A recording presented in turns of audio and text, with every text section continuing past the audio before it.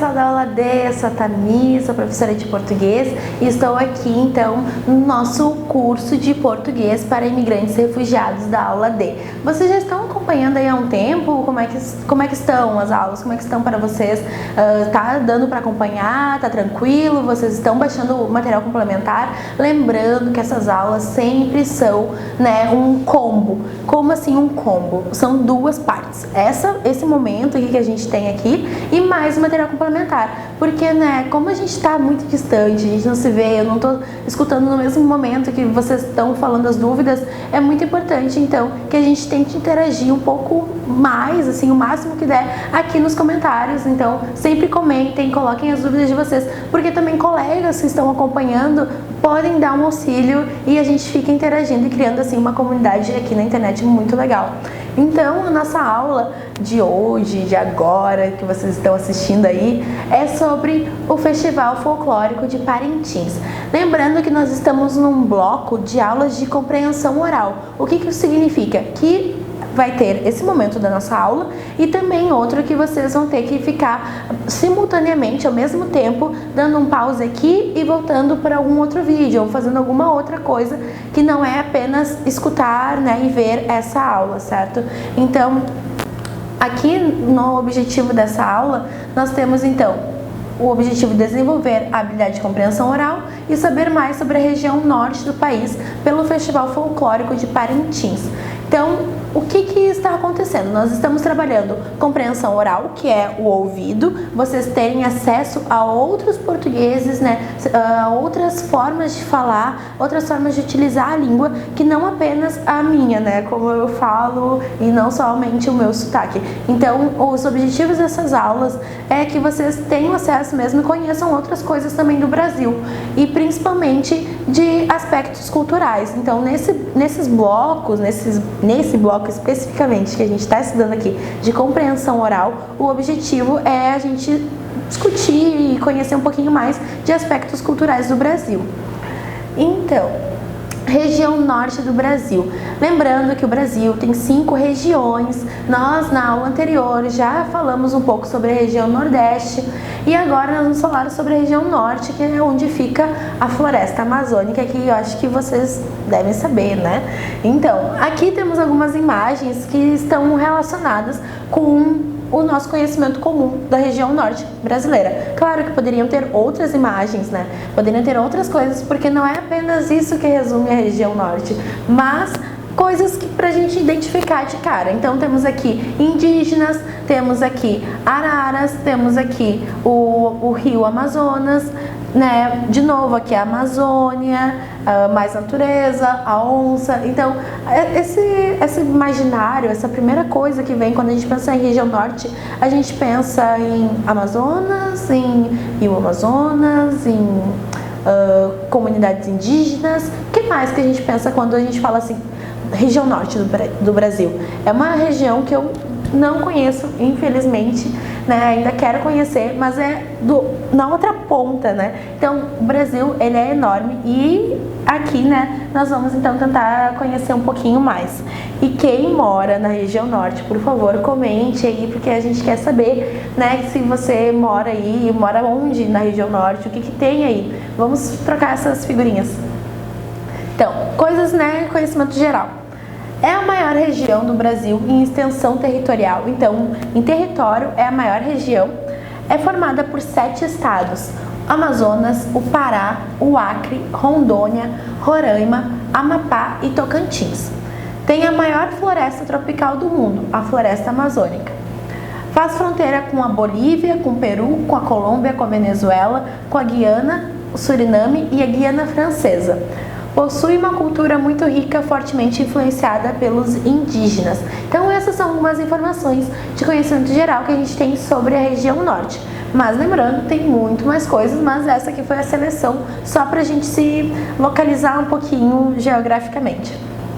Então, vocês já ouviram falar das festas típicas da região norte?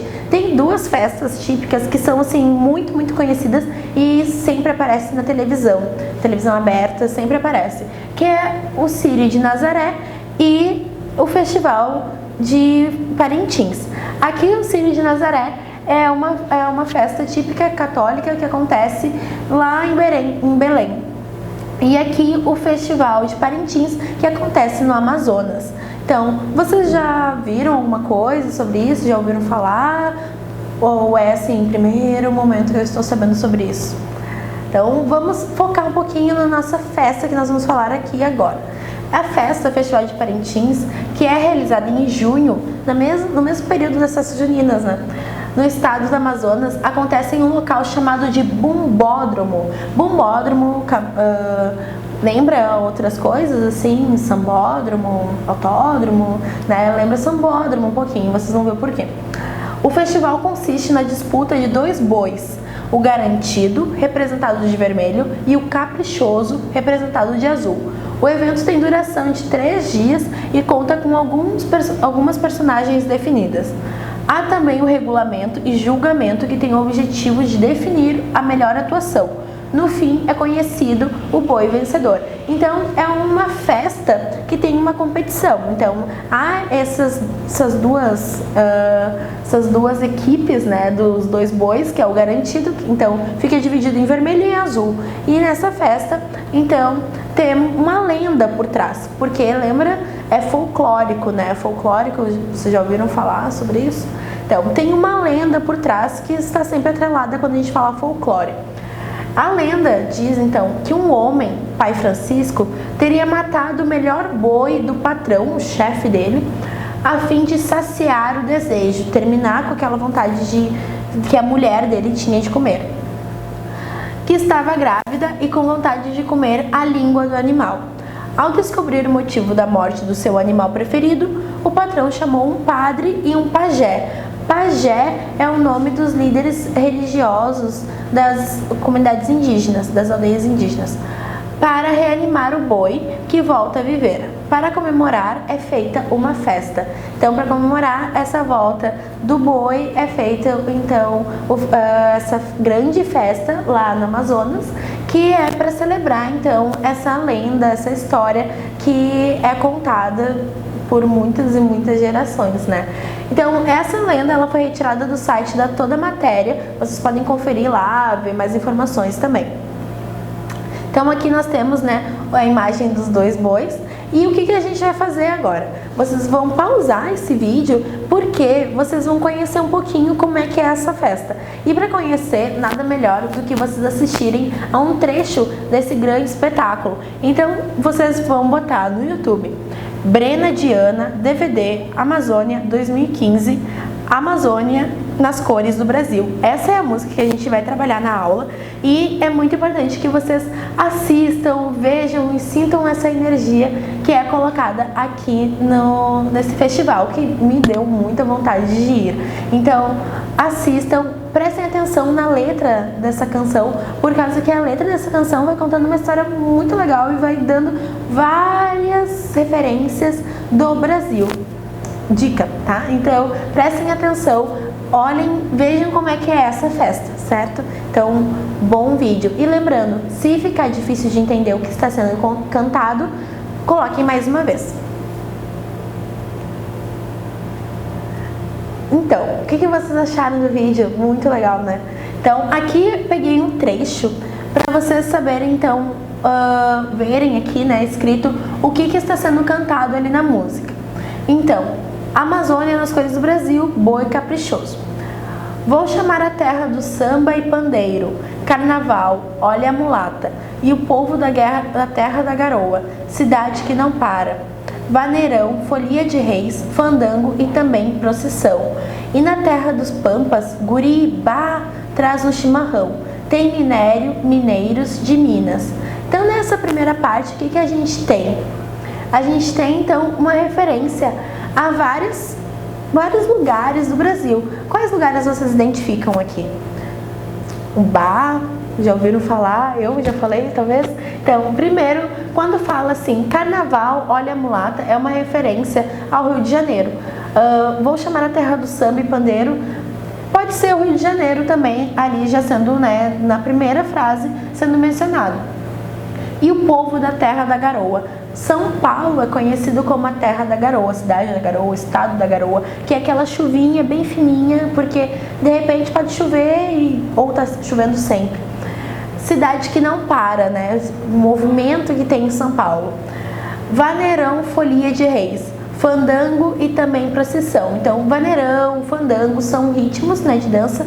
Procissão é aquele caminho que em festas religiosas é muito comum que seja percorrido longas trajetórias, ruas, avenidas, por causa de algum santo ou alguma santa. E na terra dos Pampas, guri e bá. Então, guri e bá são duas palavras muito típicas aqui do Rio Grande do Sul. Então, terra dos Pampas, guri e bá, traz no chimarrão, Rio Grande do Sul. Depois, tem minério, mineiros de Minas, que está falando então de Minas Gerais. E aqui na segunda parte da música, então, nós temos De Serras Tão Lindas, Uai, que está fazendo parte aqui do Tem Minério, Mineiros de Minas, de Serras Tão Lindas, Uai, porque o Uai é uma expressão muito utilizada em Minas Gerais. Assim como aqui no Rio Grande do Sul a gente fala muito bah para várias coisas, lá em Minas Gerais é uma expressão falar Uai. E depois, é festa de laço, reizado, linda congada que faz a ginga, tem frevo, caatinga, tem bumba meu boi, arraiá no sertão, forró, zabumba, casório, Maria Bonita e Lampião. Esse país de amor e paixão é a terra folclore que faz o mundo balançar. Então, eu achei muito bonito. O que vocês acharam? Aqui, então, nós temos tem frevo, caatinga, tem bumba meu boi. Frevo é uma dança típica lá do Nordeste, Recife, principalmente. Caatinga é um modo da vegetação se apresentar. E depois arraiá no sertão. Arraiá também pode ser relacionado com festa junina. Forró é o tipo de dança também dançada no Nordeste, principalmente. Maria Bonita e Lampião são dois personagens também lá do sertão, do Nordeste. Agora eu vou mostrar então algumas imagens só para ilustrar. Aqui temos uma imagem que lembra então o samba, né, com pessoas negras, por causa que o samba nasceu em comunidades africanas aqui no Brasil, quando os escravos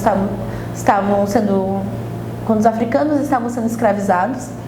Aqui temos uma imagem de frevo. Esses guarda-chuvinhas são bem típicos, né? Essas cores especialmente. Então, se vocês verem esses guarda-chuvinhas e cores, é porque tem uma relação com o frevo. Temos aqui o chimarrão. Aqui no sul é muito tomado tradicionalmente em casas, né? Sempre vai ter uma cuia e uma erva para o chimarrão. Aqui temos uma procissão que pode ser para todos os santos, não precisa ser uma santa em específico como a de Nazaré, que também tem uma procissão.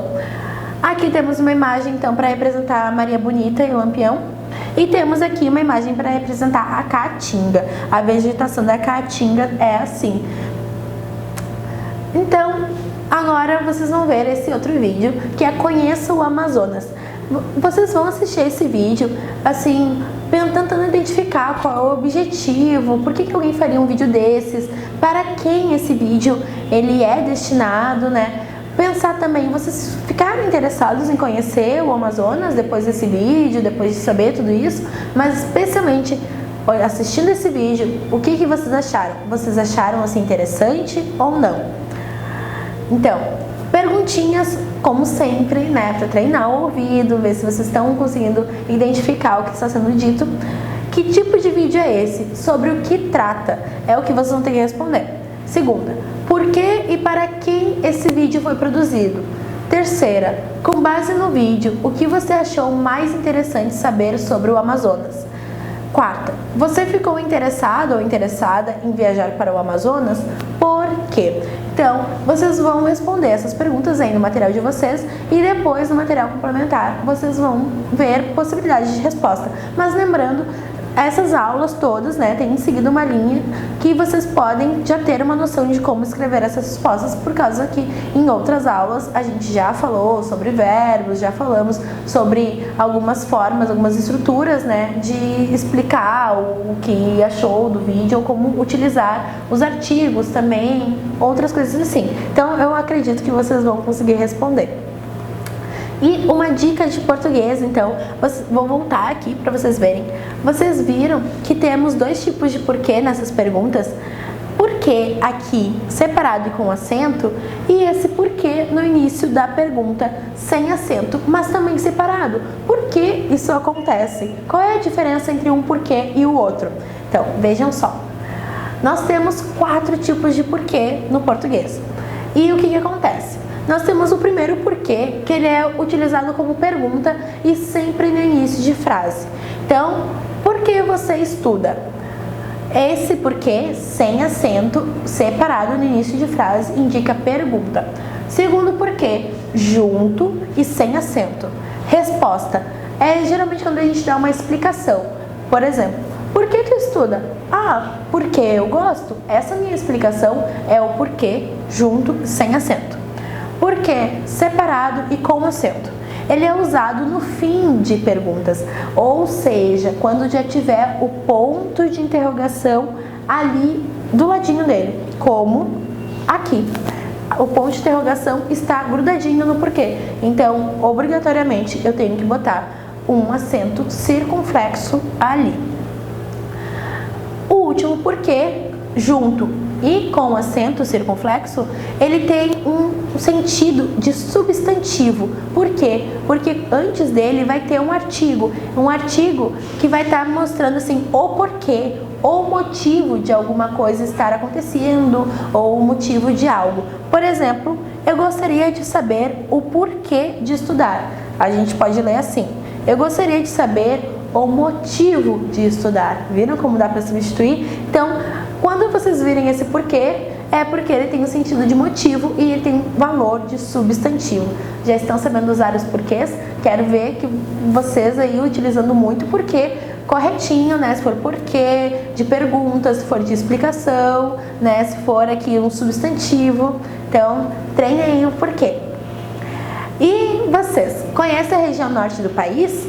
Comentem aqui. Ou quando vocês chegaram no país, vocês vieram pela região norte, né? É um fácil acesso aí pela região norte. Então, comentem como é que foi essa experiência de vocês, como é que é a região norte. Vocês estão em outra região no Brasil? Quais são as diferenças e similaridades? Comparem essas duas regiões aí pra gente saber um pouquinho mais e utilizem os porquês e acessem material complementar. Então, bons estudos e até mais!